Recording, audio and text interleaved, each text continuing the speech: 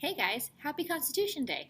I just wanted to share with you one of my favorite stories to read on September 17th every year. It's about the Constitution, but more importantly, it's about people and it's about friendship. So, let's see what happens. Worst of friends. Can presidents be pals? Not often. It's true that Andrew Jackson thought President Martin Van Buren was absolutely tops, and George H.W. Bush called Bill Clinton a real friend, but lots of presidents didn't think very much of each other. After all, President Truman once called President Nixon a shifty-eyed liar. Theodore Roosevelt said President McKinley had the backbone of a chocolate eclair, and Andrew Jackson, who always had strong feelings, thought James Buchanan was such a big jerk he wanted to make him ambassador to the North Pole. Of course, some presidents just weren't very friendly types. People said that John Quincy Adams was hard as a piece of granite and cold as a lump of ice. Nobody much liked Benjamin Harrison either, possibly because he had a handshake like a wilted petunia. Some presidents had wives as best friends, and Bachelor James Buchanan spent most of his time at the White House palling around with a 170-pound Newfoundland dog named Laura. But thanks to history books, we know that two U.S. presidents turned out to be some of the best and worst friends ever. John Adams and Thomas Jefferson were the best of friends, even though they were completely different. John was fat and Tom was thin. Tom was tall and John was short. Tom was rich and John was not. John was fond of telling jokes. Tom liked to play the violin. And that was only the beginning.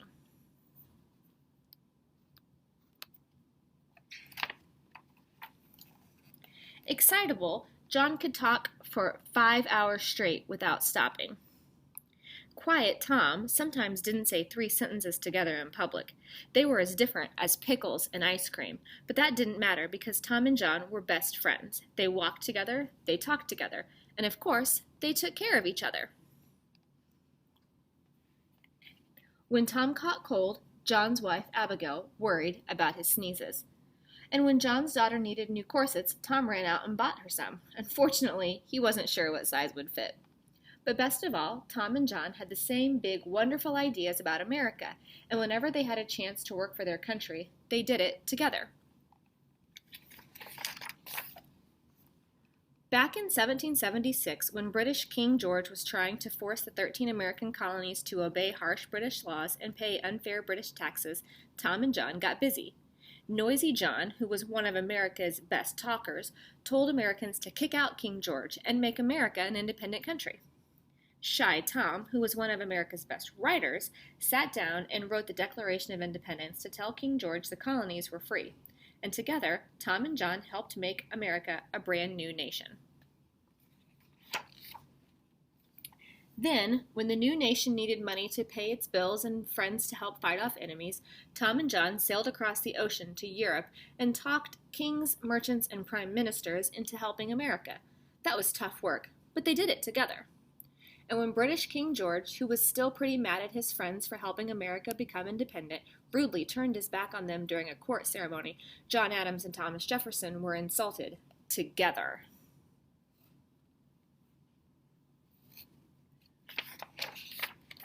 So naturally, you might think Tom and John would always agree on everything about America, right?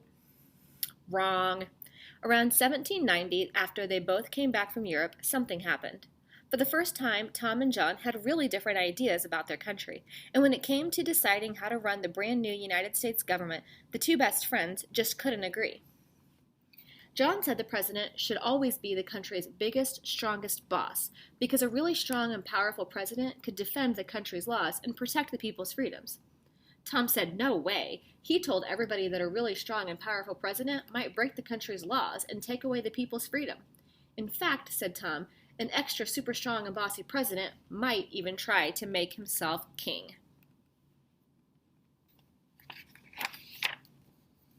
And Tom wasn't going to let that happen, so he just had to fight against John's crazy ideas. That upset John. Without a powerful president, John pointed out, the whole brand new United States government might just fall apart, and John wasn't going to let that happen. So he just had to fight against Tom's crazy ideas. Now, of course, John and Tom were very polite. They didn't hit each other or shout, but instead of walking out together, they went their separate ways. Soon, Tom told all the people he knew that John was vain, suspicious, irritable, stubborn, and wrong. And John told all the people he knew that Tom was weak, confused, uniformed, and ignorant.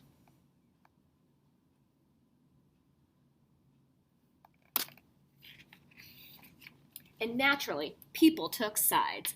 By 1797, when John was elected to the second president of the United States and Tom was elected vice president, lots of Americans had different thoughts on how to run the country. One group, the Republican Party, agreed with Tom's ideas. The other, the Federalist Party, agreed with John's. And the parties began to fight. Some Republicans and Federalists actually battled in the streets. Others crossed the road to keep from meeting. Everyone called each other names. The fighting even got so bad that John had to have a special guard posted in front of his house to protect him from crazy people who absolutely hated having John as president.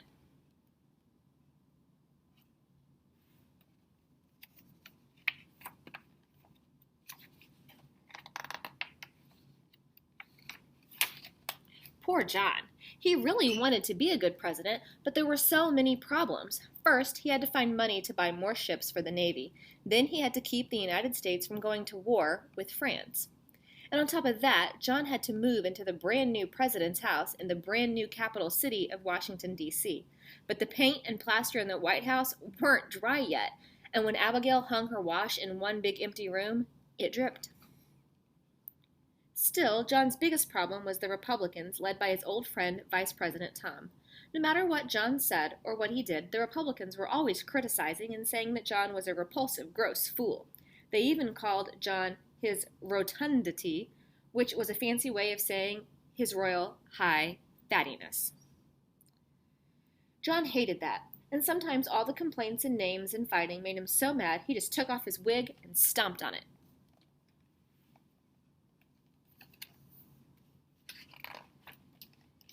So, in 1800, when Tom and John both ran for president, they tried very hard to beat each other. John urged the Federalists to make speeches, write articles, and hold picnics, parades, and barbecues to tell everyone he would be a very good president. Tom urged the Republicans to make some more speeches, write more articles, and hold more picnics, parades, and barbecues to tell everyone he would be a better president. And when after the election Tom won, John was not a good loser. Instead of staying in Washington to congratulate Tom at the inauguration, John sneaked out of town at 4 a.m. stagecoach 8 hours before his old friend was sworn in as President of the United States. After that, John didn't talk to Tom, and Tom didn't talk to John.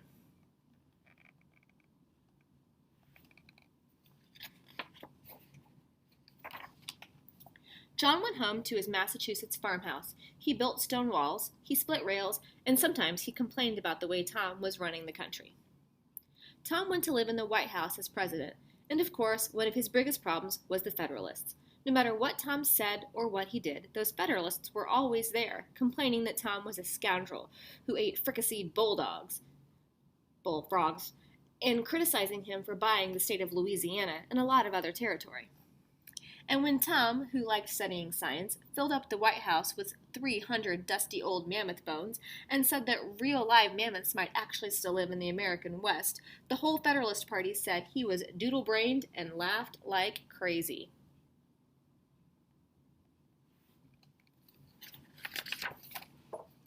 But Tom stayed calm and went on complaining about the Federalists. Finally, after 2 whole terms as president, Tom retired and went home to his Virginia mansion. His hair turned white, his joints got stiff, but Tom read his 6,707 books. He rode his horse Old Eagle, and he organized snowball fights and running races for his 12 grandchildren. Sometimes he thought about the good old days when he and John had worked for American independence. Sometimes he must have missed his old best friend. And when an acquaintance asked about John Adams, Tom said that John was honest and great. John stayed in his Massachusetts farmhouse.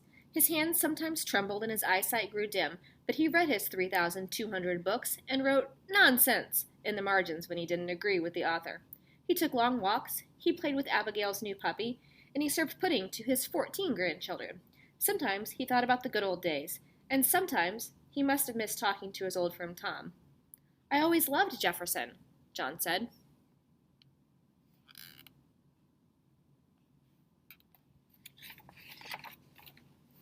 Friends like Dr. Benjamin Rush, who signed the Declaration of Independence along with Tom and John, said, "For goodness sakes, why don't you two just make up?"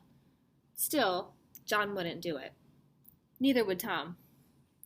But somehow, John must have kept thinking about his old best friend, because on January 1st, 1812, he picked up his pen. "Dear Sir," John wrote, "all of my family are well. I wish you many happy New Years." He signed the letter. Then he mailed it to Thomas Jefferson and waited. Would Jefferson write back?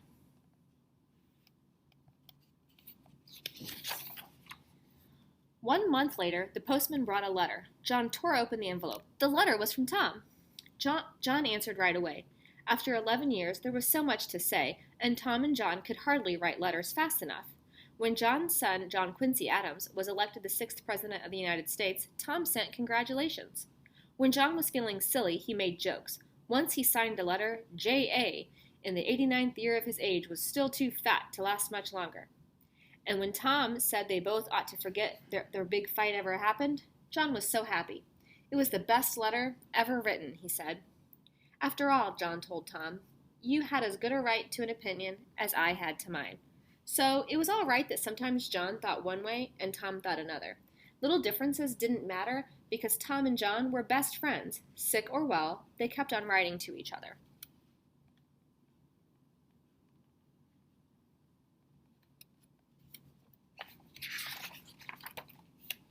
And when Tom and John both died, on the very same day, July 4th, 1826, the 50th birthday of American independence, the whole country was sad, and people all over the United States stopped to remember them.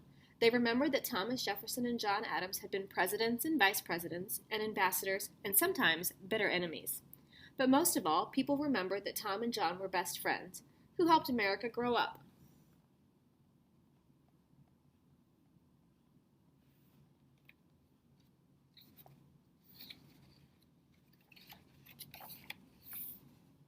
Together. So I want you to think about that story for a minute. First of all, I hope that you learned something about the government and the Constitution. Maybe some of the words sounded familiar or unfamiliar to you and things that you can find out about later today. I hope you learned a little bit about what it would have been like to be president. But what I really hope you think about is friendship and your relationships, because it's not easy to be friends with people who don't necessarily have the same opinions as you do.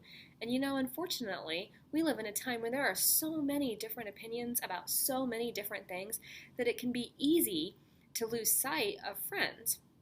So I want you to think about your friends and your family and your cousins and your siblings and your neighbors and people that you talk to. I'm sure you have a lot in common with them. Are there also some things that you don't have in common with them that make you frustrated, that make you wonder, that make you in your head maybe think of calling them names like Thomas Jefferson and John Adams did to each other? That can happen sometimes. Hopefully it doesn't happen to you where it actually comes out of your mouth, but if it ever does, you can see that John Adams and Thomas Jefferson, they were able to make it right. It took a long time, but they were able to become friends again. Friendship is important, so I want you today to think about how to keep friendships going even when you have differences of opinions. Have a great day. Oh, and hey, Garrett.